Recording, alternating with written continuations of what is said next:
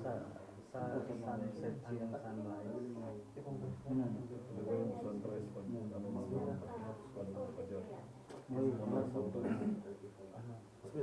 Assalamualaikum warahmatullahi wabarakatuh.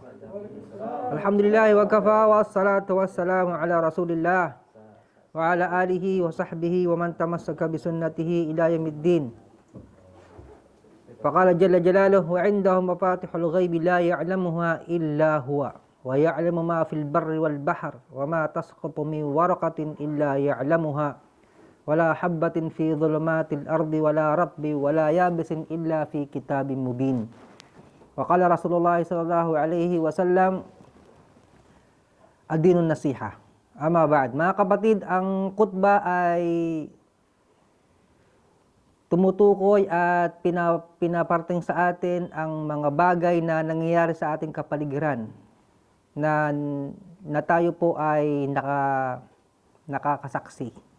Tulad ng pagbaha, mga lindol, pagyanig ng pag-angat ng mga karagatan, o anumang bagay na sakuna na nangyayari sa ating panahon. Ito ay mga sign na araw ng paghuhukom. Ito ay mga sign na dahil sanhi ng mga kasalanan ng sangkatauhan. At marami pang pinarating ang imam. Subalit ito ay hindi maikakaila na ito'y batid ng Allah subhanahu wa ta'ala. Dahil nasa kanya ang mga susi ng mga unseen. Walang nakakalam nito maliban sa kanya. Anumang nangyayari sa karagatan, sa kalupaan, o anumang bagay ng mga dahon na bumabagsak, maliban ito'y kanyang alam.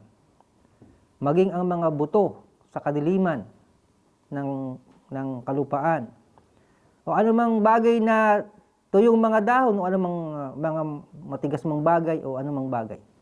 Maliban na ito ay nasa aklat ng Allah subhanahu wa ta'ala. At binanggit din ni Propeta sallallahu alaihi wasallam na ito ay mga sign ng araw ng paghuhukom. Ito ay mga sign ng araw ng paghuhukom. Subalit ang nais iparating ng ating imam ay mas higit na mas parangalan natin at bigyan natin ng tuon ang ating mga iman, ang ating pananampalataya sa anumang bagay. Dito po umiikot ang khutbah ng imam. Alhamdulillahi Rabbil Alamin. Assalamualaikum warahmatullahi wabarakatuh.